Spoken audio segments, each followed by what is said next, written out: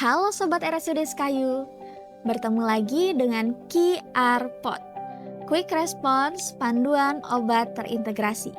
Bersama saya, Apoteker Hani, apoteker praktik klinis di Rumah Sakit Umum Daerah Sekayu. Banyak pasien diabetes yang merasa bingung atau takut saat pertama kali mendapatkan insulin. Apalagi insulin ini ada bermacam-macam. Nah, di video kali ini kita akan membahas salah satu insulin, yaitu insulin rapid. Insulin yang digunakan 3 kali sehari. Yuk, simak sampai habis.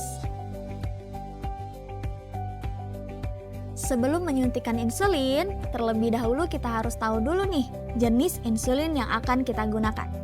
Ini adalah jenis insulin rapid acting yang digunakan 10-15 menit sebelum makan 3 kali sehari.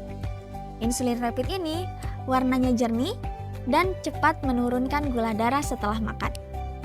Ada 4 hal yang harus diperhatikan bagi pasien yang akan menggunakan insulin. Yang pertama, persiapan alat.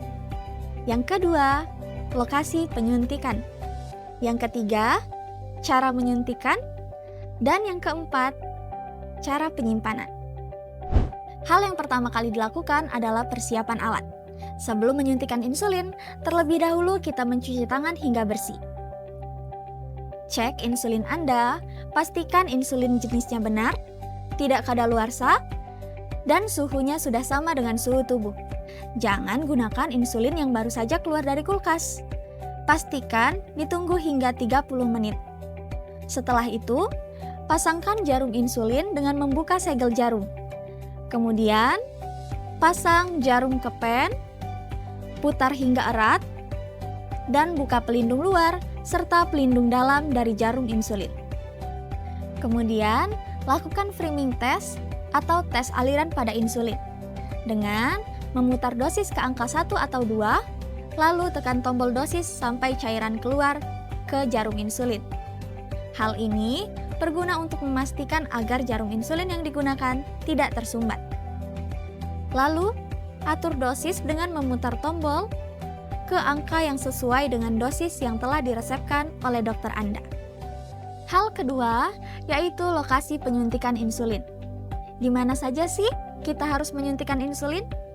Area terbaik untuk menyuntikkan insulin yaitu di bagian perut, 2 jari dari bagian pusar, kemudian lengan atas, paha bagian luar, atau pada bagian bokong.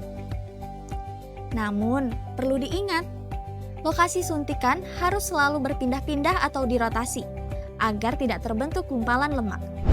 Hal ketiga, yaitu cara penyuntikan. Bersihkan area dengan kapas terlebih dahulu, lalu tunggu hingga kering. Pegang insulin dengan 4 jari, dan ibu jari siap menekan tombol dosis. Suntikan jarum secara tegak atau 90 derajat ke arah kulit. Tekan tombol dosis sepenuhnya hingga angka kembali ke 0.